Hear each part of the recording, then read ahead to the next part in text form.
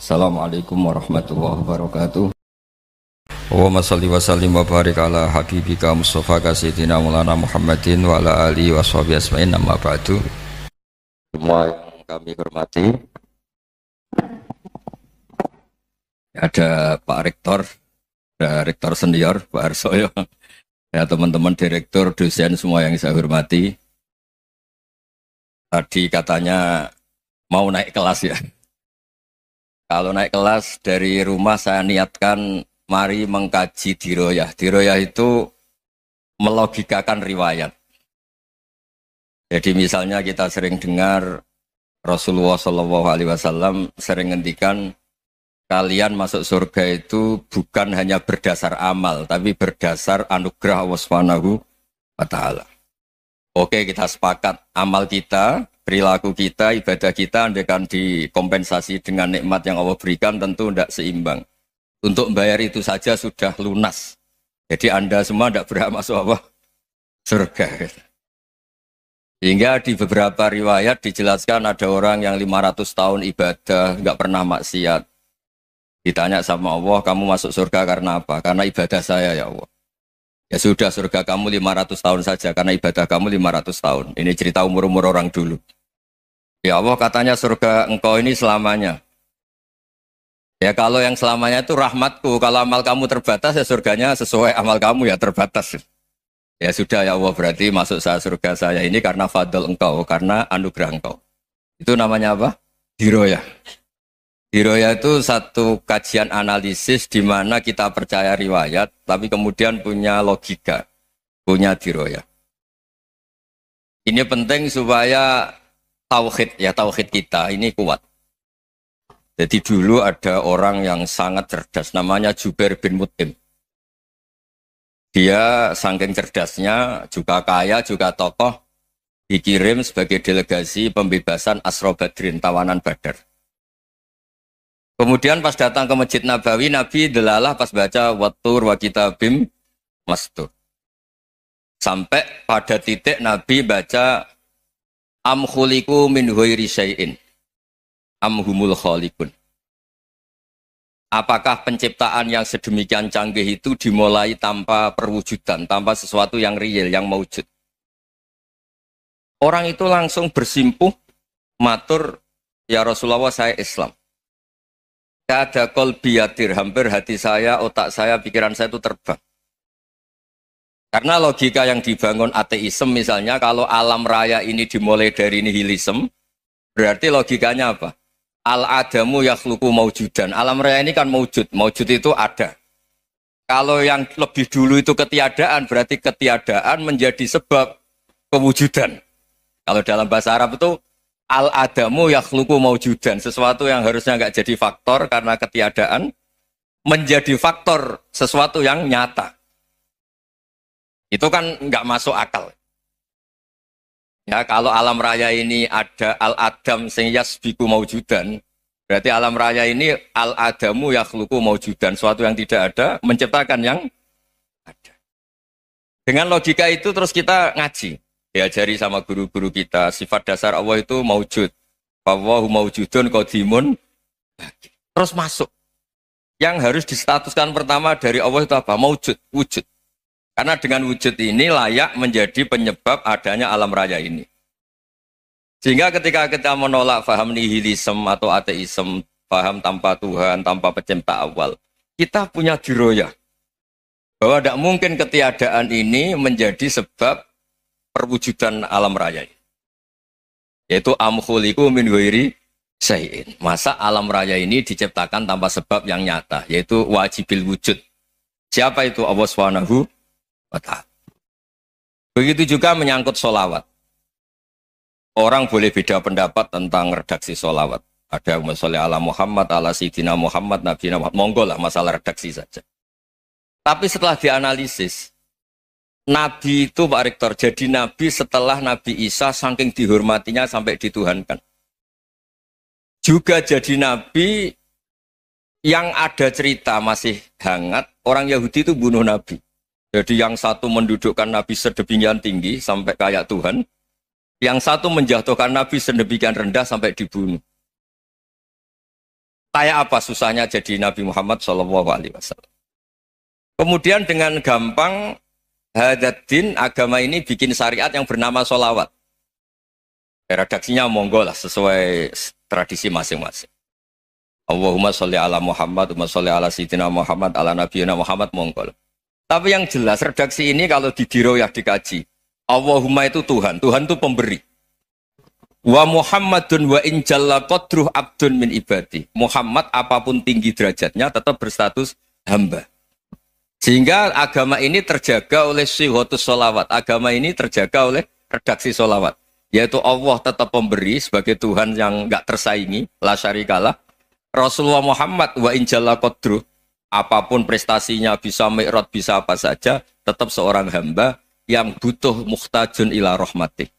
Jika redaksi Allahumma sholli ala Muhammad ini mengukuhkan yang Tuhan tetap Tuhan, hamba pilihan tetap hamba pilihan. Tentu dengan redaksi ini kemudian kita mendudukkan Nabi benar-benar posisi terhormat. Yaitu orang yang paling berhak dapat askat tahiyat, mendapat penghormatan Allah paling tinggi, yaitu Rasulullah Muhammad SAW. Dan itu diulang-ulang oleh Allah. Subhanalladzi asra bi'abdi. Status hamba ini diulang. Lagi-lagi ini bernama diroyah. Bernama apa? Contoh ketiga misalnya fihi ayatum bayinatum maqamu Ibrahim. Dulu orang Yahudi itu ada diskusi masif. Syaratnya Nabi itu mbah-mbahnya harus Nabi. Harus keturunan Nabi.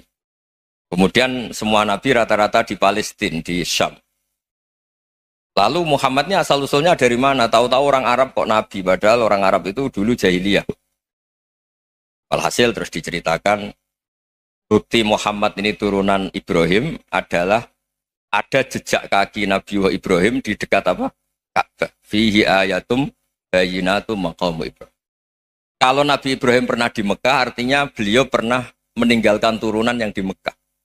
Yaitu bernama Nabi Muhammadun sallallahu alaihi wasallam. Itu disebut fihi ayatum bayinatum maqamu Ibrahim. Nah, itu namanya diroyah. Diroyah itu satu perilaku keseharian kita beragama, kemudian tahu logikanya. Yang keempat misalnya, mangkana yu'minu billahi wal yaumil akhir fal yukrim apa? Jaro. Orang yang iman karena Allah dan Rasul, maka memuliakan tetangganya. Andaikan pakai hukum sosial, tentu kalau tetangga kita baik, kita baik. Kalau kurang baik, kok kurang penggawean kan gitu. Tapi dulu itu pernah ada seorang ulama itu dibully ya, dikerjain sama anak muda tetangganya. Pak Kiai datang ke rumah saya, orang ini datang. Kemudian setelah di rumahnya, saya tidak jadi butuh sama Pak Kiai, silahkan pulang. Itu Kiainya senyum menikmati. Dan itu terulang 3 kali. Dibully seperti itu, dikerjain terulang 3 kali. Lalu tetap Kiainya tuh asik, seneng sekali. Lama-lama pun dia ini tanya, kenapa engkau tidak tersinggung? Padahal saya kerjain sampai 3 kali, tak undang, terus tak suruh pulang, tak undang, tak suruh pulang. Kata Kiai tadi, yang memerintahkan baik sama tetangga itu Allah. Jadi saya nikmati ketika bisa baik sama Anda. Tidak ada urusannya dengan perilaku Anda yang menolak saya.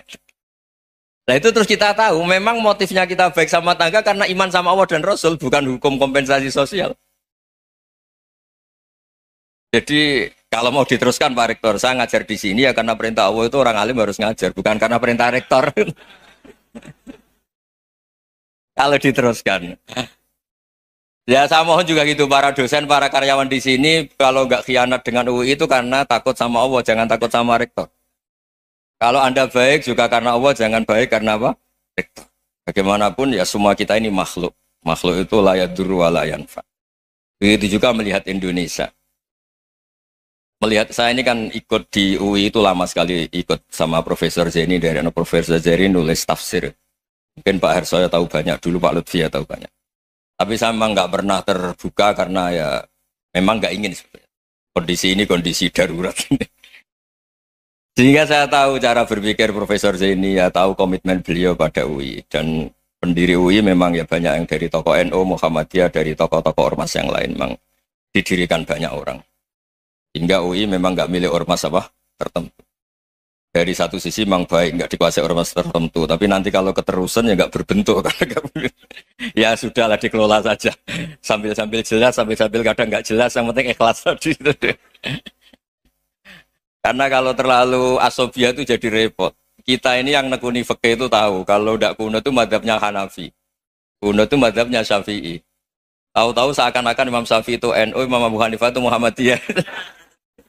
Padahal ini orang-orang yang sebelum NU dan apa? Muhammadiyah. Jadi kalau kita yang nekuni ilmu itu biasa saja dengan perbedaan. Tapi kalau orang-orang yang nggak siap dengan perbedaan itu sampai Allah disifati Ta'ala itu tidak terima. Padahal Ta'ala itu maknanya Maha Luhur, yang Maha Agung. Jadi ada seorang kiai kebetulan pidato pertama Pak Rektor. Assalamualaikum warahmatullahi ta'ala wabarakatuh. Ilmu balik kedua ini nggak terima karena itu dianggap bid'ah ada Ta'ala. Hanya dia bilang Assalamualaikum warahmatullahi ta'ala wabarakatuh. Itu saking asobiahnya itu Allah ditambahi Ta'ala itu tidak terima. Padahal Ta'ala itu maknanya Maha Agung. Nah itu kan jadi repot kalau asobia gitu. Kalau kita ngadepi perbedaan itu biasa saja. Karena kita mungkin bacanya banyak, lihat hal-hal seperti itu ya biasa saja. Karena dulu itu perbedaan itu urusan sudut pandang. Ya saya ulang lagi, perbedaan itu sudut.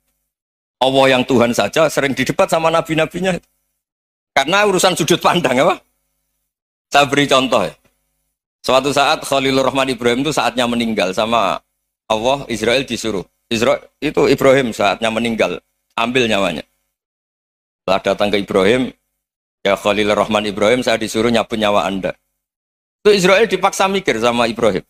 Hal ra'aita khalilan yumitu khalilah. Kamu tahu orang yang mencintai kemudian bunuh yang dicintai. Itu logika agak benar. Akhirnya Israel kan gak biasa debat, kan gak dilatih debat. Gak pernah ikut lomba UI debat ilmiah. Dia taunya nyambut nyawa aja. Kembali ke Allah. Ya Allah, kata Ibrahim, hal ra'aita khalilan yumitu khalilah. Masa kekasih bunuh yang dicintai ya. Tapi kata Allah santai. Bilang ke Ibrahim, hal ra'aita habiban yakrahu ayyalqa habibah. Masa katanya dia cinta saya, kemudian ketemu saya tidak berani. Israel mater lagi. Logikanya gini Ibrahim, masa yang dicintai sama yang ketemu yang dicintai nggak berani? Ya udah ketemu aja. Katanya yang meninggal itu. Artinya kamu bisa saja GR tidak mati-mati karena merasa dicintai, atau ingin mati karena mencintai. Nah maksud saya dalam hal-hal seperti ini orang UI pasti nggak jelas. Katanya cinta Allah suruh mati ya nggak mau. Nggak jelas kan? Dibilang nggak cinta juga nggak mau. Tapi dibilang cinta kalau ukurannya mati juga enggak. Nah, tapi dalam banyak hal enggak jelas itu penting Pak Rektor. Penting sekali. Buatan guyon. Saya beri contoh sekian ilmiah, enggak jelas itu penting. Rasulullah SAW itu dalam banyak hal itu disuruh Allah, memang disuruh supaya ngambil sikap seperti itu. Karena Allah itu punya otoritas penuh untuk bikin orang itu baik atau enggak baik. Wahsy itu yang membunuh Sayyid Hamzah, orang paling dicintai Nabi, di antara yang dicintai Nabi. Qatalahu Wahsyun, dibunuh oleh Wahsy. Nabi secara basarnya itu nggak suka sama Wahsy. Sampai cara lahir ya ingin corong Jawa, ingin masuk nol. Tapi apa kata Allah? Laisa laka minal amri syai'un aw yatuba alaihim aw yu'adziba. Itu tidak wilayah kamu Muhammad. Malah Wahsy dikasih tobat sama Allah. Khalid bin Walid, itu perang Uhud kalah itu karena ide brilian Khalid bin Walid. Pas itu masih panglima kafir. Yaitu pura-pura kalah, ghanimah dilepas, sahabat turun, pasukannya naik, walhasil orang Islam kalah. Khalid bin Walid akhirnya juga masuk Islam. Orang yang secara basariah Nabi itu gak siap. Kebalikannya juga ada. Sa'labah itu orang sampai gelar hamamatul masjid. Ini pas ngaji mesti ingat. Salah. Dia di masjid terus. Setiap habis salam tuh lari karena istrinya nyuwun sewu masih berpakaian yang tidak pantas. Kenapa engkau terburu-buru pulang? Pakaian yang dipakai istri saya sekarang saya pakai. Ya pakaian sarung itu kayak Pak Rektor kan fleksibel. Ini khusus mau Ramadan, tidak akan sarungan terus, gak usah khawatir. Jadi ini tadi sudah janjian. Saya yang kiai celananan, beliau yang rektor pakai sarung. Jadi iya. Supaya itu barter madhab. Tapi hanya sekali ini aja, bukan. Jadi jangan diharapkan ini jadi tontonan terus-menerus. Dan ini barter mata. Saya sama Profesor Kores juga sering gitu. Saya pakai sarung yang dihadiahi beliau pakai sarung yang dihadiahi saya. Memang itu tradisi Islam. Tahadau tahabu. Kamu saling memberi hadiah, maka kamu saling mencintai. bukan riswah, bukan riswah. Walhasil terus Sa'labah ini mbok saya didoakan Nabi supaya saya kaya, supaya tidak sering ganti-ganti pakaian seperti ini sama istri saya. Jangan-jangan kamu miskin itu lebih baik. Ngotot minta didoakan. Didoain Nabi kaya, terus lama-lama ninggal sholat, ninggal jamaah. Itu Allah belum tersinggung. Yang mulai Allah tersinggung itu kan saya sering fatwa di mana-mana, sering memberi saran. Mumpung kamu miskin itu sering sedekah. Karena kalau sudah kaya itu tidak bisa. Saya memberi analogi gini. Kalau saya masih santri miskin, punya uang 100.000, diminta guru saya 50 tak kasihkan, padahal itu 50%. Punya 2 kambing kurus, diminta guru saya 1 pasti tak kasihkan, padahal itu 50%. Jadi kalau punya sapi Brahman atau sapi limusin yang harganya itu 100 juta, punya 2, diminta 1 boleh enggak? Enggak boleh. Saya punya motor butut 2, diminta teman saya 1 boleh, tapi kalau Davidson Harley itu enggak boleh. Nah, walhasil itu kalau kita miskin, misalnya kita zaman kuliah atau zaman mondok atau zaman apa saja, punya uang 100.000, nartik temannya sampai 50.000 kan biasa. Tapi setelah 1 miliar, berani nggak kamu kasihkan 500 juta? Sama-sama 50%. Enggak kan? Nah Sa'labah gitu, ketika zakat masih per 40 kambing, 1 kambing, itu sebenarnya kan masih ringan. 41, 82. Kambingnya itu sudah mabenal jabalen. Barang dihitung zakat karena sudah ribuan, jumlahnya sampai 400 kambing. Banyak lah pokoknya. Terus kata Sa'labah, ini pemerasan. Karena jumlahnya besar. Allah tersinggung karena nabinya dianggap narik zakat itu dianggap khorat, dianggap pemeras. Allah tersinggung kemudian fa'aqobahum nifakon fi qulubihim ila yaumil. Dia ditetir munafik. Semenjak itu terus tadi kembali gak jelas tadi. Barkohnya gak jelas itu menjadi orang tuh bijak. Ini sekarang nakal, jangan-jangan nanti jadi orang baik. Yang sekarang baik, jangan-jangan suatu saat jadi tidak baik. Semua orang introspeksi. Gak ada jaminan kalau kita sekarang baik akan baik terus. Gak ada jaminan kalau kita sekarang buruk akan buruk terus. Sehingga terus banyak kiai-kiai bijak tuh memang lahirnya gak tegas. Tapi gak tegas itu yang menjadikan bijak. Karena sama-sama mungkin.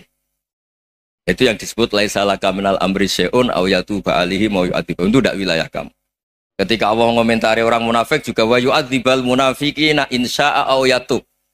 Bisa saja ada yang disiksa, bisa saja ada yang dikasih tobat. Karena pola yang kita analisis itu semuanya menurut kita. Bukan menurut kemaslahatan orang apa?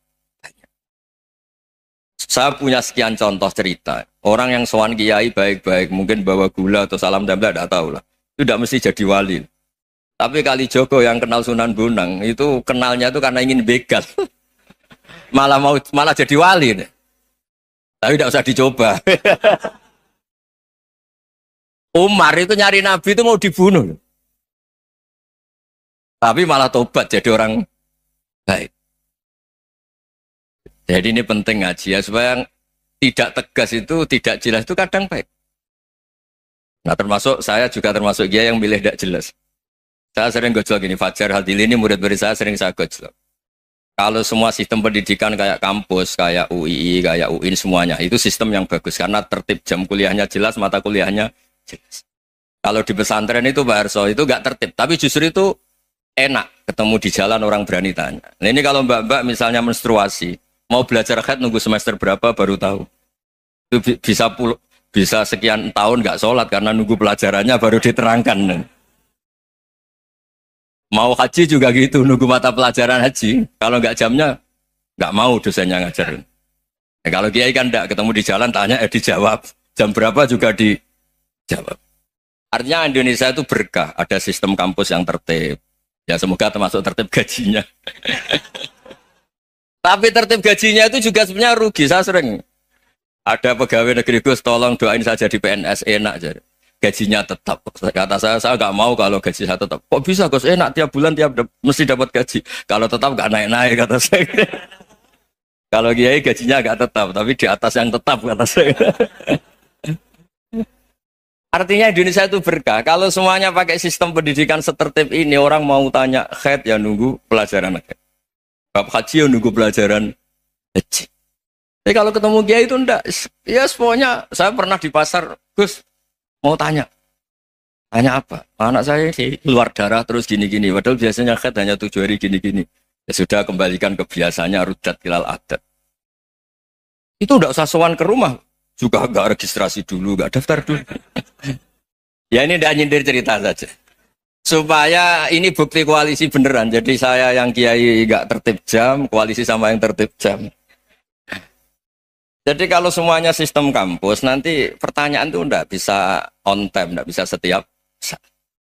Makanya Indonesia itu berkah. Kiai-kiai yang alim yang di jalan-jalan banyak. Juga kiai yang di kampus dokter-dokter fikih banyak. Yang nekuni ilmu umum ya banyak. Macam-macam. Itu masalah itu kalau saling mengadili itu baru masalah. Misalnya kiai ngeluh, enggak enak jadi kiai, enggak punya gaji tetap. Yang dosen ngeluh, enggak dicium tangannya. Karena memang unik Indonesia itu. Kalau guru fikih kok dosen itu tetap nggak dicium tangannya. Karena pikirannya anak-anak itu wong sudah bayar disuruh nyium. Itu kayak di alam sadar tuh gitu. Kalau kiai itu kan anak-anak nggak bayar itu. Yang opaknya cium tangan itu. Makanya kalau kiai-kiai tidak keramat bisa mati karena cium tangannya doang itu bisa mati itu kiainya. Ya ini cerita. Supaya saling menghormati saling. Jadi kalau makanya itu pakar-pakar akhlak ya, pakar-pakar etika peradaban. Itu tertampar betul ketika Nabi urusan ilmu itu mengabaikan itu kalau sudah urusan ilmu. Misalnya begini, ada urusan ilmu, ada mbak-mbak cantik atau ibu-ibu cantik. Itu dalam Islam itu diajarkan jangan sopan-sopan banget. Kata Nabi, karena kekuatan ilmu itu di atas kekuatan akhlak, di atas kekuatan adab. Ya nisa an-nabi lastunna ka ahadim minan nisa. Ini taqaitunna fala takhdu'na bil qaul. Fa yatma alladhi fi qalbihi maradun. Misalnya ada babak cantik, menarik. Kemudian sopan misalnya sama Pak Fajarin sama dosen-dosen. Monggo binara. Wah itu bahaya pikirannya kemana-mana itu. Orang yang imannya pas-pasan, berarti mau. Maksud saya kalau cantik, menarik, ketemu di jalan, biarin aja dosennya mau kemana, biarin aja. Gak usah dihormatin. Kalau dihormatin, Pak mau kemana sadereno bisa bahaya ya. Nah, biarin aja. Kalau tanya, Dek ini alamatnya mana? Cari sendiri Pak. Karena hanya dengan cara itu, si Pak dosen ini gak kepikiran. Gak ada orang suka, orang kedus itu gak akan. Tinggal sudah cantik, sopan. Wah bisa pikirannya macam-macam. Itu ilmu. Fala takhdu'na bil qaul. Kamu jangan terlalu lirih kalau ngomong. Fayat ma'alladzi fi qalbi maradun. Orang yang pikirannya masih kotor pasti berpikir yang negatif. Anda mungkin demi sopan sama dosen Anda. Tapi sejauh mana dosen Anda juga berpikir positif. Itu kan uji iman sama uji nyali. Nah, sama pejabat yang sopan sama kiai mungkin punya Alphard, punya Robicon, punya terus bawa uang banyak. Terus sama kiai cium tangan hormat. Jangan-jangan kiainya yang pikirannya macam-macam. Ini berarti bisa jadi muhibbin potensial misalnya. Nah, saya ini termasuk kiai yang pengagum ilmu.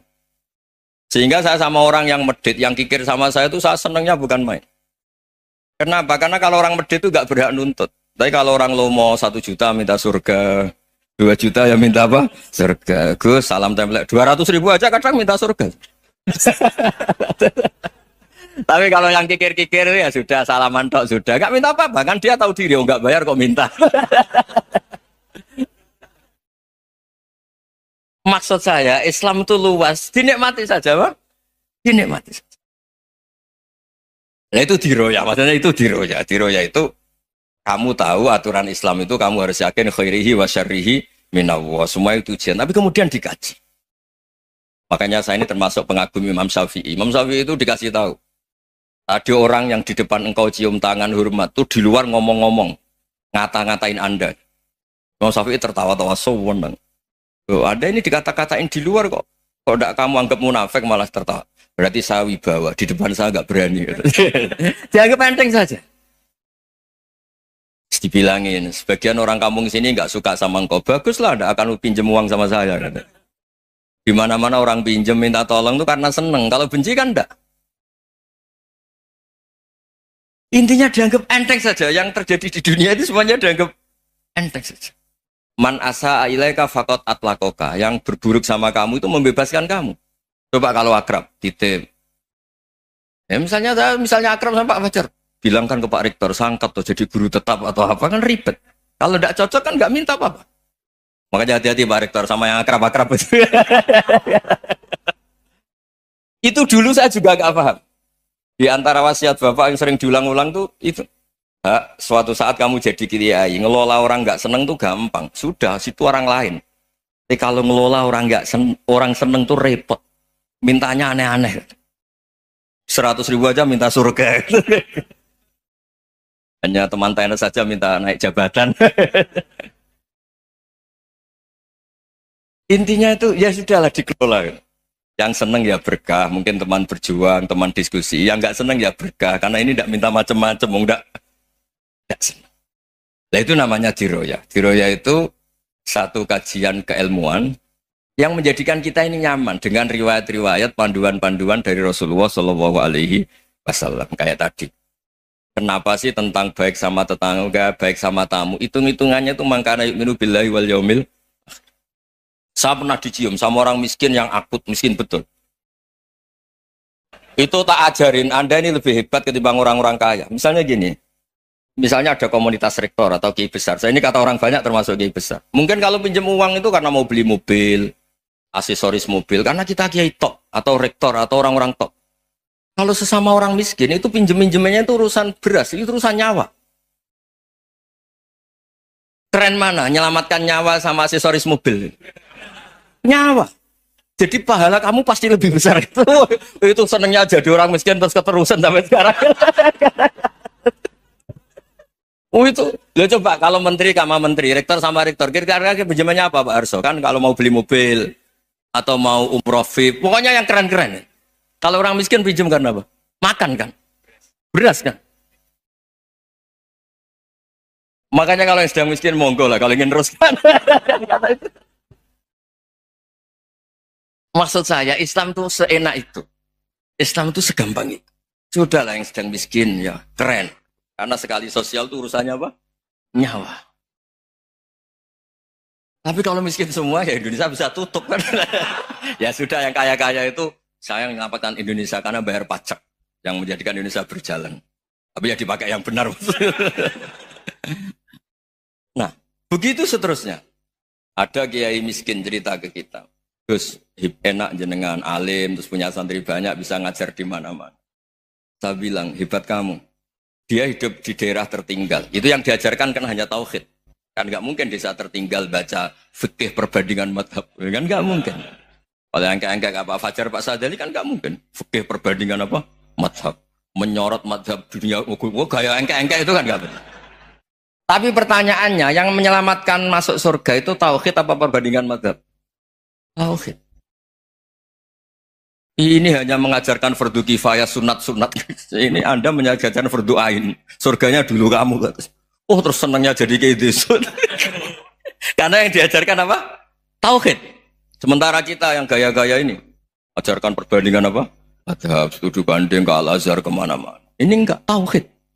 Dari orang nyembah pohon jadi nyembah Allah Ta'ala. Keren enggak? Jadi terus kiki sama saya senangnya bukan karena tak pilih. Tapi ada yang agak kurang ajar, tanya saya. Kalau itu hebat, kenapa Gus gak mau jadi kayak gitu? Waduh.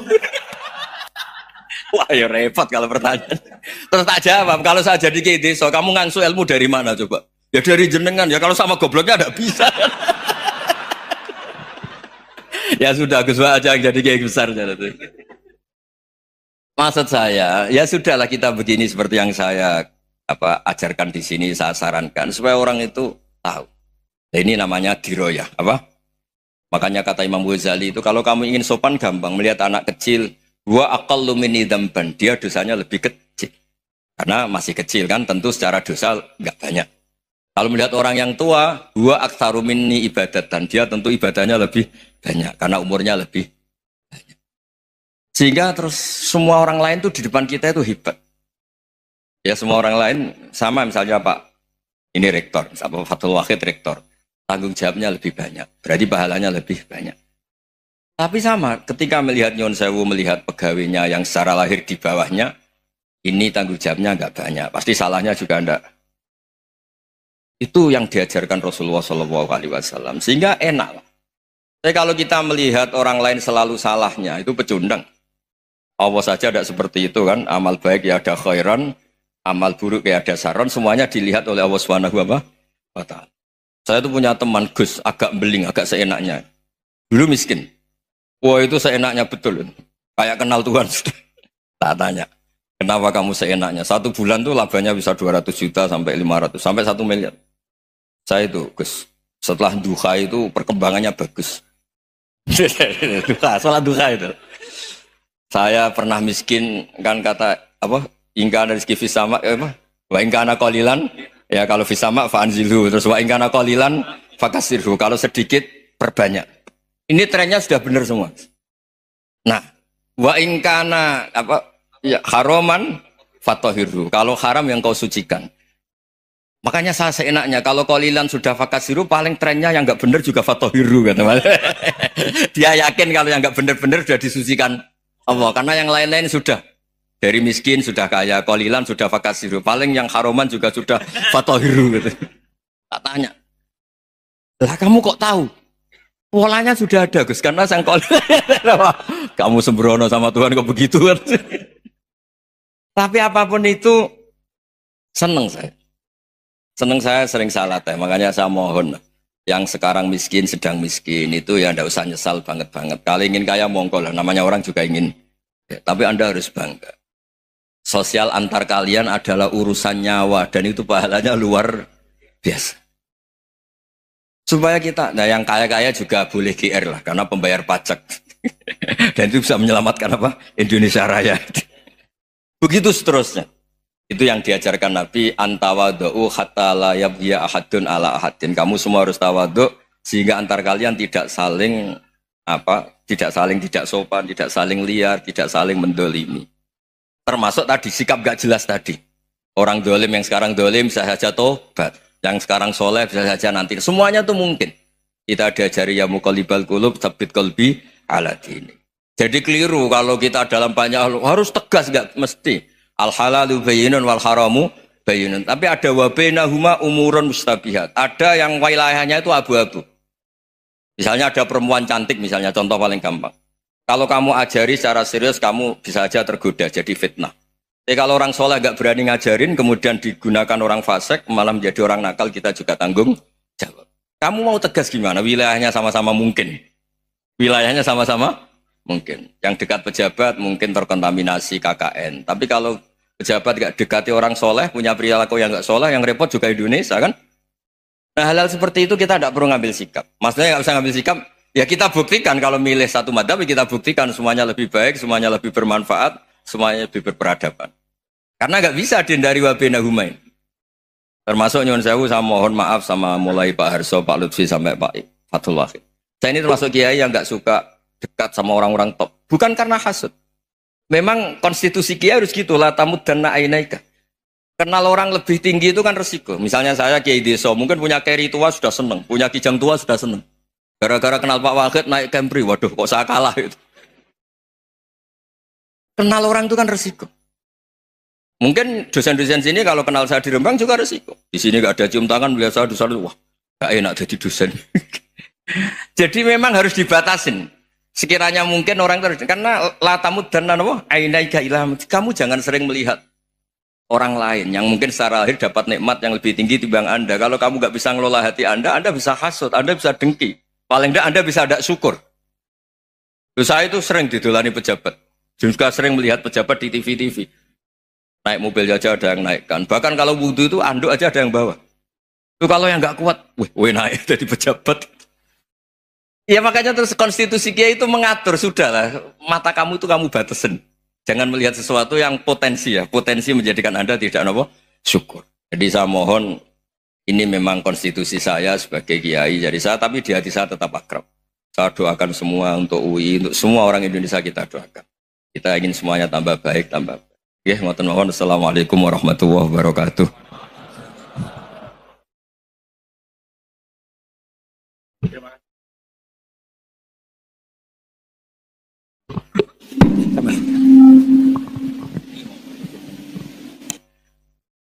Terima kasih Gus Ba untuk pencerahan yang luar biasa. Kita masih punya waktu 28 menit. Kalau Gus Ba berkenan, apakah ada yang ingin bertanya? Singkat, padat, sebutkan nama. Sana dulu ya. Ya. 3 ya? 3 aja ya? 1, sini 2, 1 lagi dari Ahwat. Ya Ibu ya. Ya. Silakan. 1 dari sana ya. Ya, maju aja. Maju. Mikrofonnya ini.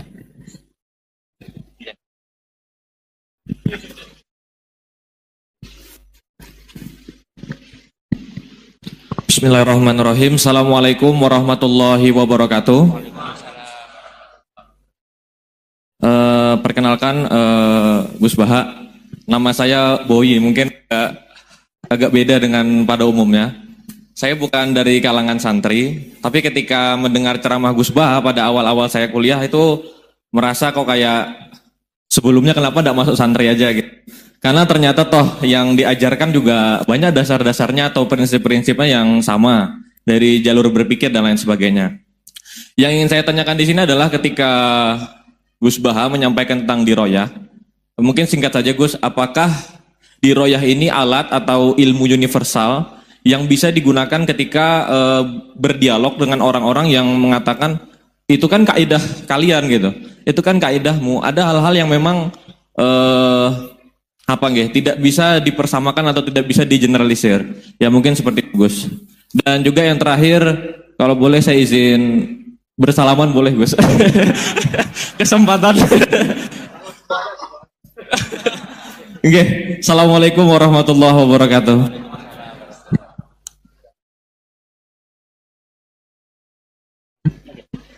Baik, kita kumpulkan dulu 1 lagi. Ya.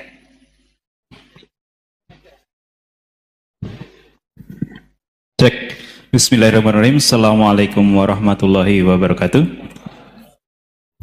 Ya, perkenalkan saya Taufik Satrio, biasa dipanggil Tosa.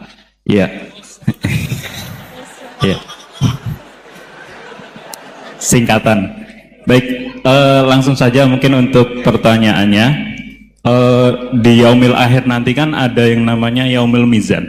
Itu pertimbangan gitu kan. Nah itu bagaimana kalau timbangannya itu sama, artinya seimbang. Apakah itu nanti akan berada di tengah-tengah antara surga dan neraka atau seperti apa? Kemudian yang kedua itu terkait dengan perbuatan buruk ke orang lain. Ketika kita berbuat buruk ke orang lain itu kan kita istilahnya zalim kepada orang lain. Tapi di lain sisi, itu secara zahir kan seperti itu. Tapi di lain sisi, di akhirat itu kan, kalau secara pahala, kita itu membantu orang lain mendapatkan pahala. Nah,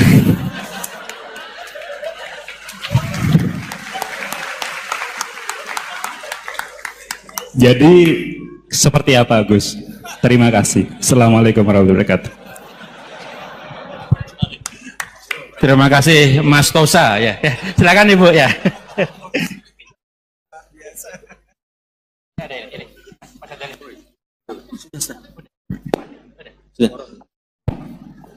Assalamualaikum warahmatullahi wabarakatuh. Perkenalkan saya Nazrullah Hasanah. Mau bertanya, apakah perbedaan NU sama Muhammadiyah?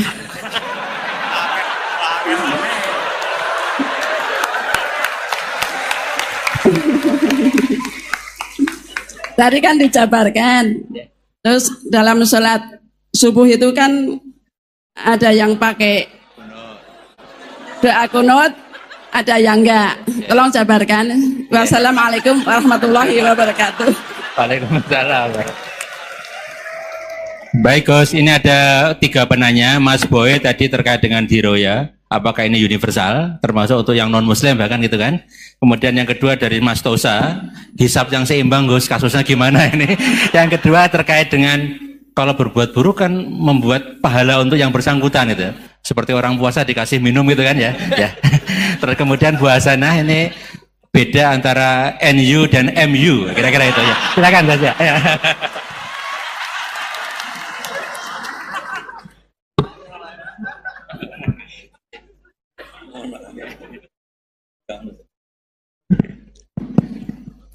Bismillahirrahmanirrahim. Sebelum saya jawab, saya senang kalian semua senang dengan sesuatu yang taat itu. Banyak orang untuk senang nunggu maksiat dulu. Mungkin melihat perempuan yang tidak mahram, melihat sesuatu yang maksiat. Jadi ini spesial. Majelis ilmu tapi apa? Senang. Ini sesuai rencana Tuhan lah. Seorang itu senang dengan taat, senang dengan ilmu. Ini luar biasa, no? Luar biasa. Tadi pertanyaannya kalau diroya. Jadi Islam itu agama untuk logika objektif. Jadi diroya itu ya global, universal. Misalnya saya beri contoh Tuhan yang satu. Itu dulu, saya ulang lagi, dulu itu ada imam namanya Imam Amudi. Itu pengajar matematika, Mas Boy. Pengajar matematika. Itu kan nggak lazim, tapi kiai kok pengajar apa? Singkat cerita, ini cerita keramat. Kalau kalian nggak paham ya keramat sendiri. Jangan nggak paham menentang. Singkat cerita, di antara keramat beliau itu, Allah itu nyuruh para malaikat disuruh ngaji matematika sama dia. Ngaji tauhid, tapi disebut sama Allah ngaji matematika. Ternyata apa? Cara ngajarkan gini.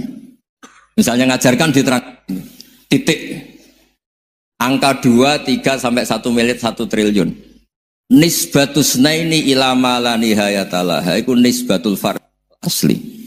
Angka itu entah 2, entah 3, entah 1 miliar, semuanya dibanding angka 1 itu namanya cabang. Tetap yang al-aslu itu angka 1. Itu otak siapapun, itu akan ikrar dengan logika tadi. Bukan kita Muslim. Semuanya akan tahu angka berapapun jumlahnya, tetap asal-usulnya angka 1. Terus dia gambar, ya gambar apa saja, gambar masjid, apa gambar sapi atau gambar apa saja, dimulai 1 titik. Gambar ruwet maupun gak ruwet tetap saja dimulai 1 titik. Nuktotul wujud. Jika kalau zaman saya ngaji, Pak Rektor ngaji dulu diterangkan semua makna Quran ada di Fatihah, Fatihah ada di Bismillah ya, Bismillah itu ada di titiknya, titiknya bak. Lah kenapa ini hebatnya Quran? Kenapa dimulai dari 1 titik? Untuk maklumatkan semua alam raya ini dimulai dari 1 titik, yaitu wujud Allah. Logika seperti itu kan orang nggak terima gimana? Mbok gambar seruat apapun dimulai dari mana coba? 1 titik. Angka sebesar apapun dimulai angka apa? 1. Jadi diroyah itu ya universal gitu maksudnya. Ya gitu Mas Bay ya. Jadi diroyah itu universal. Ya soal ada yang belum dapat hidayat apa itu nomor 2, tapi logika yang dibangun Islam itu. Terus pertanyaan kedua apa? Draw tadi, misal. Kamu ingin draw? Ini kasus ini, nggak pernah ngaji Quran itu. Di antara yang diterangkan Quran detail itu Ashabul A'raf apa? Ashabul A'raf, orang yang baiknya sama buruknya itu imbang. Itu sudah disediakan nanti di surga itu ada pagar. Kamu ingin di situ? Pagar pembatas, apa? Pagar pembatas. Di surga ndak, neraka ndak. Jadi kejadian surga dan neraka itu gini, tak terangin ya. Jadi kira-kira gini, kan hisab itu hanya rubu'un nahar, sekitar 2 jam, 2 jam setengah selesai. Jadi 1 dunia ini dihisab Allah, hanya Allah butuh waktu 2,5 jam. Rubu'un nahar. Kenapa gitu Pak Rektor? Karena semuanya datang ini sudah terindikasi dan itu sudah jelas. Misalnya orang yang soleh banget, wajahnya bersinar, bahkan semua tubuhnya bersinar. Yas'anuruhum baina aidihim. Yang pas-pasan, ya sinarnya pas-pasan. Sehingga nanti yang punya sinar cukup di kanan. Yang kelip-kelip agak ini, yang rawan kesaruk ini yang kelip. Yang gelap gulita langsung di kiri. Nah itu terus faduriba bainahum bisuril lahubab. Terus Allah langsung bikin pagar. Nah yang rawan kesaruk pagarnya yang kelip-kelip tadi. Yang temangsang ini. Karena yang jelas hitam di kiri, yang jelas putih kanan. Yang abu-abu ini sama malaikat digaruk saja. Nah terus temangsang di Araf itu. Nah, terus setelah dipagar ini dia punya kegiatan. Kalau melihat neraka bilang Rabbana srif anna adzab jahannam. Kalau melihat surga ya Allah, ma kuntu asqa khalqik. Saya ini hamba Engkau yang tidak paling sial dan Kau Maha Rahman. Tolong saya jangan dihadapkan ke neraka lagi. Karena itu menyiksa. Sabar wa ahraqaka. Ya, ketika melihat neraka itu dia komentar, ya Allah, neraka ini begitu merusak wajah saya. Hawa panasnya itu sudah menghancurkan semua. Baunya juga agak enak. Saya minta saya dihadapkan ke surga bersama Allah. Tapi kamu tidak minta lagi kan? Tidak, saya hanya minta itu tok. Gitu. Nah ini saya pandu. Kalau kamu ngalami tak pandu. Kalau kamu ngalami tak pandu.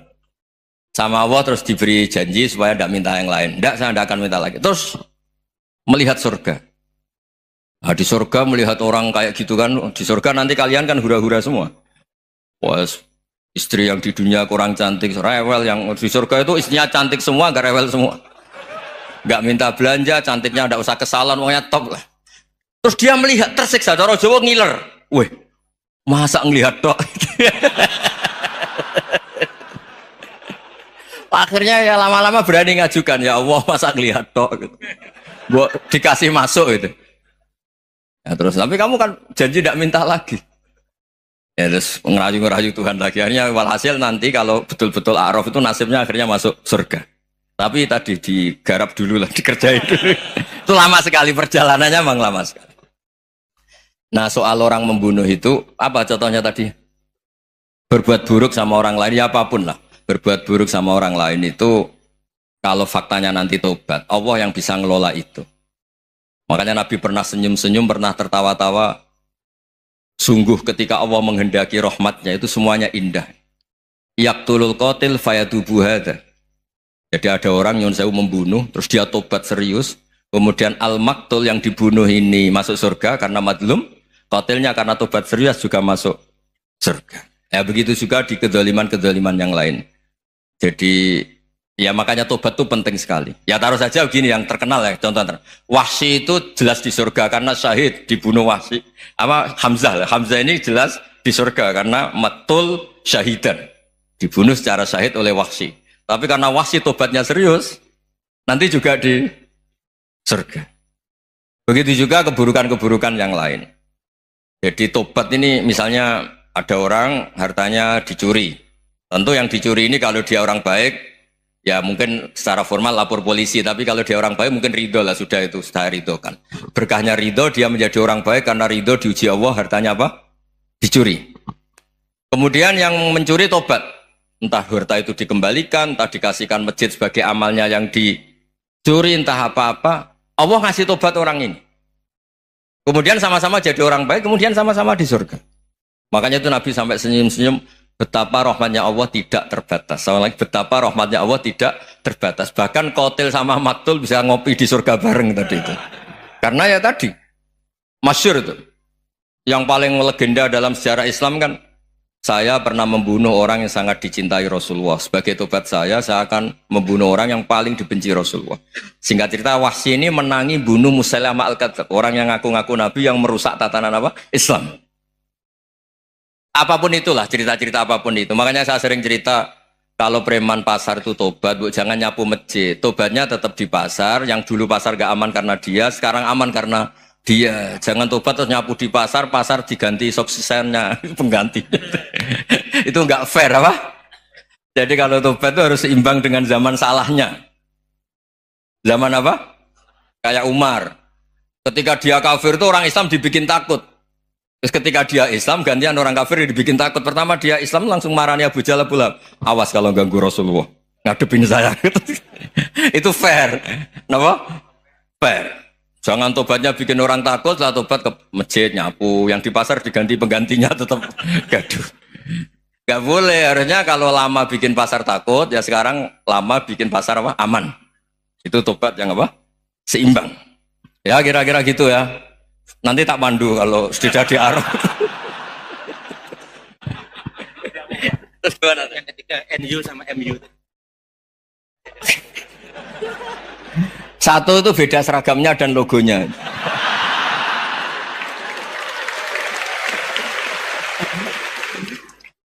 Kedua, nama ketua umumnya. Ketiga, tanggal acara besarnya. Muktamar Muhammadiyah dan NU itu beda. Sudah beda satu abadnya. Tentu dulu Muhammadiyah. Tapi begini ya, perbedaan itu nggak bisa dihindari. Karena tadi ada sudut pandang apa? Ada sudut pandang itu nggak bisa dihindari. Ini cerita yang nyata ya. Saya ulang lagi, senyata-nyatanya.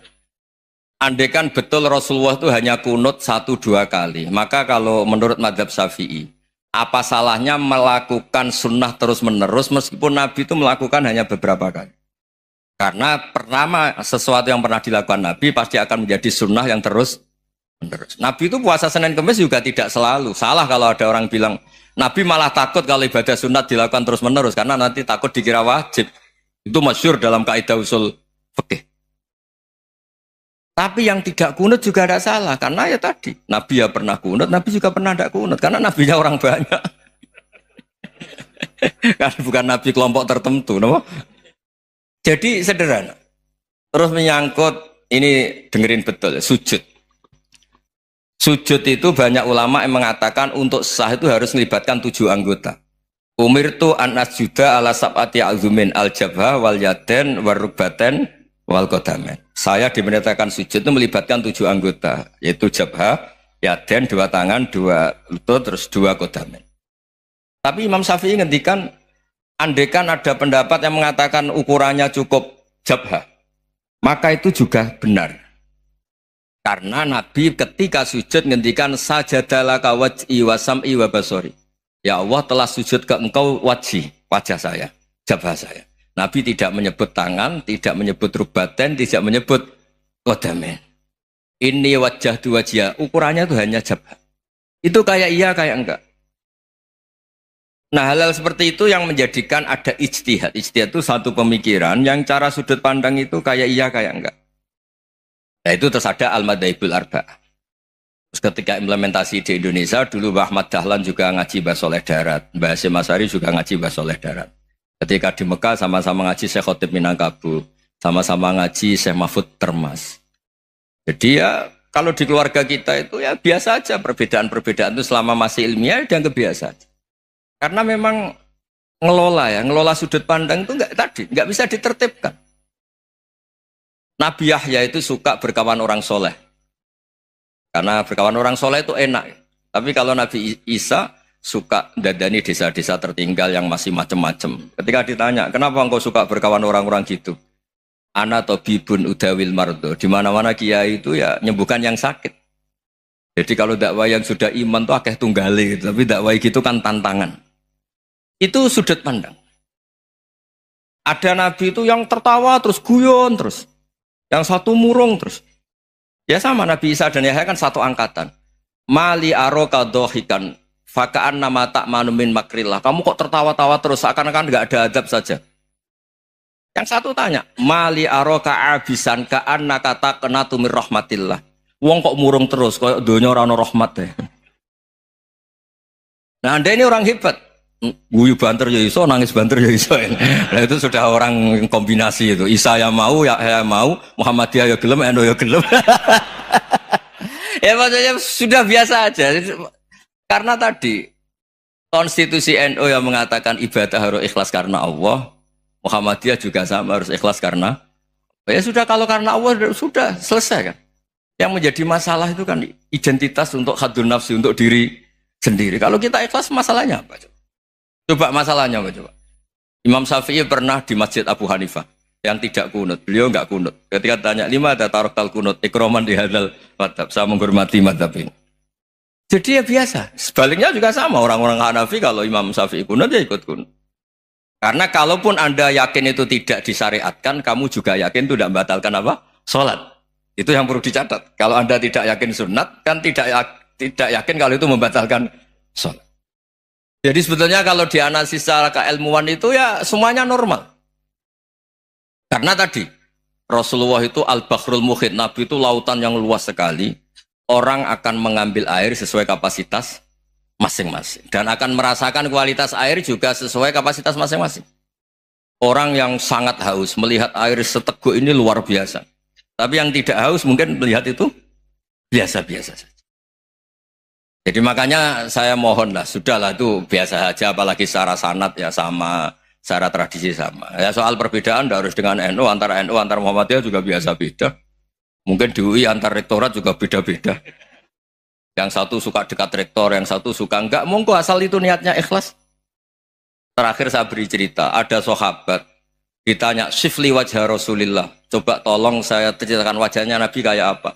Sahabat tuh nangis senangis-nangisnya. Kenapa engkau menangis? Saya itu tidak pernah melihat wajah Rasulullah SAW. Loh kenapa? Engkau kan sahabat. Sungkan. Sebagai bentuk penghormatan saya tidak berani melihat wajahnya. Sebagai bentuk penghormatan pada waktu Nabi, saya tidak berani sowan. Nabi di dalam punya keluarga, punya istri, punya cucu. Kalau saya sowan tuh ganggu. Ya masuk akal. Bentuk hormat itu tidak ganggu kan. Tapi ada orang-orang yang bentuk hormat, bentuk sayang itu sering datang ke majelis Nabi. Sama-sama masuk akal, bisa didebat gimana? Sama-sama masuk akal. Ya sudah, itu ijtihad maksudnya, itu ijtihad, itu sudah sama-sama masuk akal. Abul Hasan Asyadili itu kalau kemana-mana pakai mobil mewah, pakai baju mewah. Ketika ditanya, Anda ini ulama kok pakaiannya mewah, mobilnya mewah? Dan uang rakyat kepikiran nyangoni ya.